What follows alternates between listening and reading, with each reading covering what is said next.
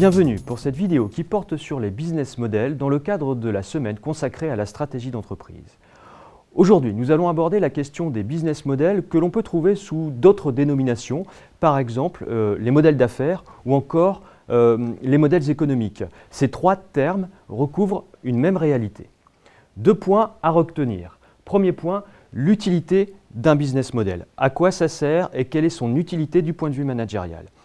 Deuxième point, le business model Canvas, outil sur lequel nous allons nous attarder un petit peu plus longuement. Première question donc, le modèle d'affaires ou business model, qu'est-ce que c'est et quelle est son utilité? Un manager, un dirigeant doit décider. Il a donc besoin d'un certain nombre d'outils qui lui permettent de dresser une cartographie globale de sa structure, de son organisation et qui lui permettent au final de prendre des décisions managériales. Les business models, quelle que soit leur forme, permettent de construire cette vision synthétique du mode de fonctionnement de l'entreprise et dans un deuxième temps permet donc aux dirigeants et aux managers de prendre leurs décisions stratégiques. Ce qui nous intéresse désormais, c'est d'évoquer le cas d'un outil particulier et d'un business model en particulier. Nous allons aborder le cas du business model Canvas. Ce business model a été créé par Alexander Osterwalder et Yves Pigneur.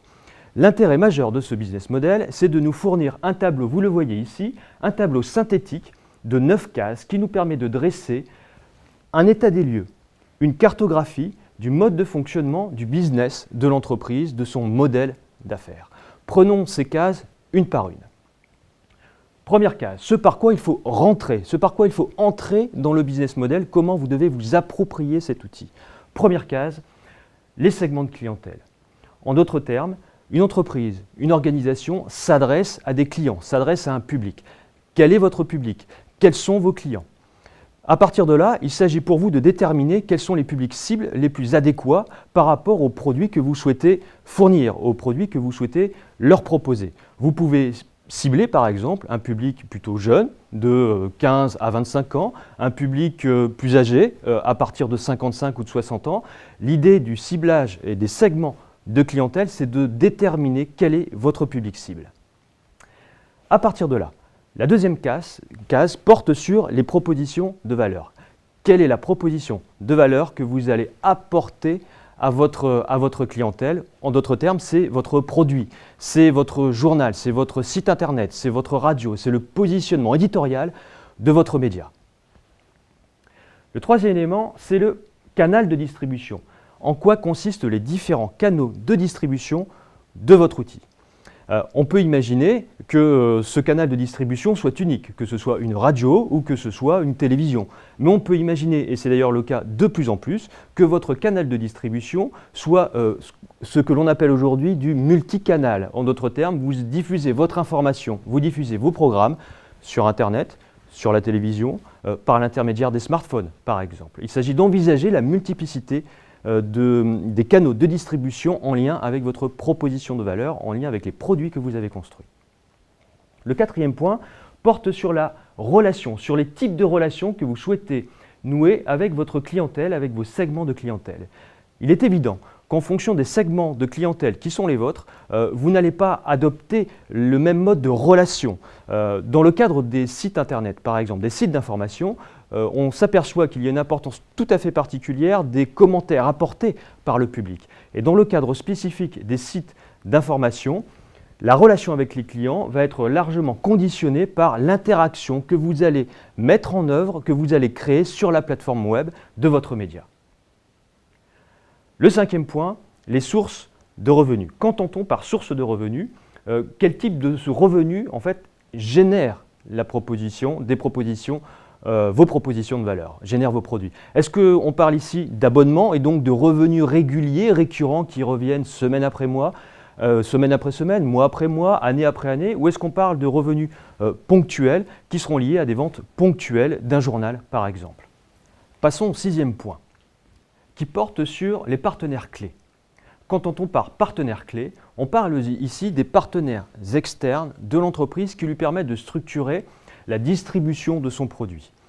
Ces partenaires clés peuvent être un distributeur par exemple, la personne simplement qui va distribuer les journaux, l'entreprise qui va vous permettre d'accéder à votre public et donc de distribuer vos journaux et d'une manière générale tous les partenaires externes dont vous allez avoir besoin pour soutenir votre activité. Je pense par exemple, dans le cadre d'un journal papier, à un imprimeur. Le 7e point porte sur les activités clés. Quelles sont les activités clés de votre entreprise?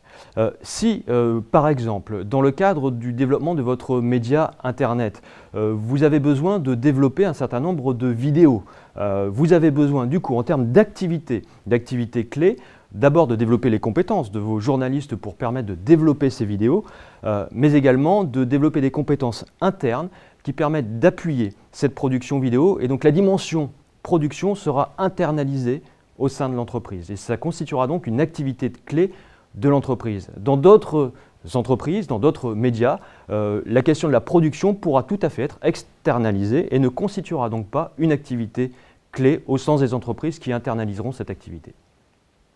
Le 8e point, les ressources clés. Nous parlons ici des ressources internes et externes, les partenaires de l'entreprise. Si je pointe particulièrement notre attention sur les ressources internes, les ressources humaines, la gestion des ressources humaines, le management des ressources humaines constituent une ressource interne clé. Dans quelle mesure l'entreprise sera-t-elle capable de développer une activité de formation pour ses journalistes, pour son équipe managériale? Est-ce qu'elle sera capable de former ses managers pour permettre le développement de son entreprise? Et puis, concernant le personnel technique, par exemple aussi, est-ce que l'entreprise mettra des moyens pour former et pour développer son personnel technique, constituant ainsi des ressources clés pour votre média? Le 9e et dernier point, la structure des coûts. Lorsqu'on parle du développement d'une activité, lorsqu'on parle du développement d'une entreprise, on parle aussi de moyens financiers et de structure de coûts, de dépenses d'argent. Quelle est la structure de vos coûts? Vous devez identifier à travers ce modèle quelles sont vos dépenses principales, celles sur lesquelles, par exemple, vous pouvez jouer parce qu'elles sont variables, ou d'autres qui sont plutôt fixes, que l'on dénommera coûts fixes, et sur lesquels vous ne pouvez que très peu influencer. Et à travers ces coûts fixes, j'entends par exemple le loyer de votre local, ou alors simplement l'achat de votre bâtiment.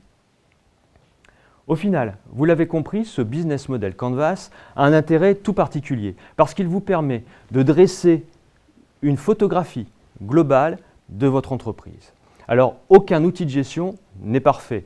Il manque probablement des choses dans ce modèle, mais vous le voyez bien qu'à travers ces 9 cases, n'importe quel manager, n'importe quel dirigeant pourra construire une synthèse de l'activité de son entreprise qui lui permettra, dans un second temps, de faciliter la prise de décision.